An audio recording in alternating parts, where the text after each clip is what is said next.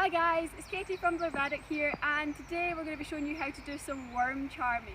Basically, the idea behind worm charming is we're going to investigate how many worms we can find on a patch of ground. So we're going to use a grassy bit here, but if you've got a bit that's muddy or soily at home, that's also good to use. A few things that you're going to need to do this is you're going to need to mark out your grassy area or your soily area. You can do this by doing 2 big steps, which is roughly 2 metres, and marking it out with sticks. So it's 2 big steps on each side. So measuring 2 metres, so we're going to do 2 big steps roughly. So 1, 2, and 1, 2. So this one's a wee bit long, so we'll just shorten it. 1, 2, 1.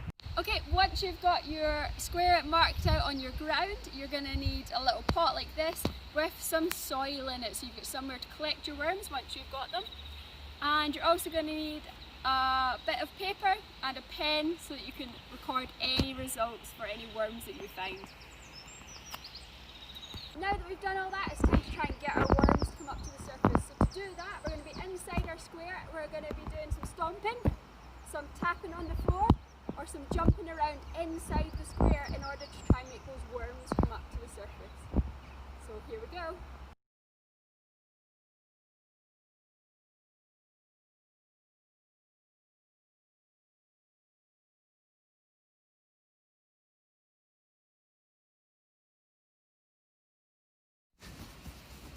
There we go, we got our first worm out, wiggling away, so we're going to get him.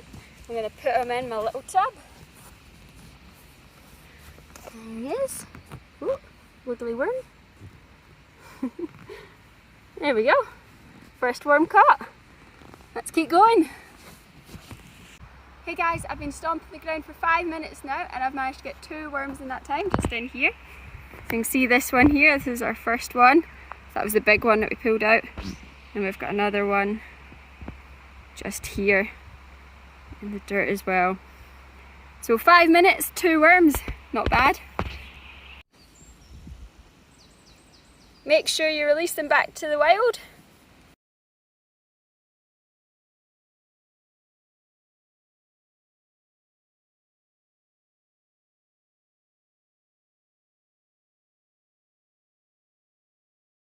Once your worms are released, we're going to make sure we leave everything as we found it. So make sure that you take all your sticks or whatever you've used to make your square and you put them back where you got them from. So guys, that's it. That's how we do worm charming. Now you know how to do it. You can do it in a few places and you can get your results in to see where you can get more worms. I want you to have a think about before you finish why you think those worms come up in the first place, and what other animals would use that technique in order to get worms to come up to the surface. So that's it, worm charming. Good luck finding your worms.